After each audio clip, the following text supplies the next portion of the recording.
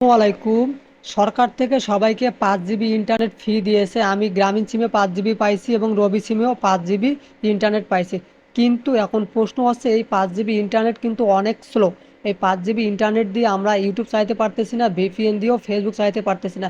এর প্রধান কারণ হলো আমরা সঠিকভাবে সঠিক নিয়মে ইন্টারনেট, ইউটিউব কিংবা গুগল ব্রাউজ করতেছি না। এই জন্য কিন্তু আমরা এই 5 জিবি ইন্টারনেট ব্যবহার করতে পারতেছি না। তো আপনি যদি এই ভিডিওটি শেষ পর্যন্ত দেখেন, তাহলে আপনি খুব সহজে এই 5 জিবি ইন্টারনেট ব্যবহার করতে পারবেন। ভিডিও দেখার সময় কোনো রকমের কোনো সমস্যা হবে না, প্রপারলি ভিডিওগুলো দেখতে পারবেন এবং কখনোই বাড়বে না বা আপনার যে লোডিং নিচ্ছে এই লোডিংটা নিবে না। তো এর জন্য আপনি আগে আপনার প্লে স্টোরে চলে যাবেন।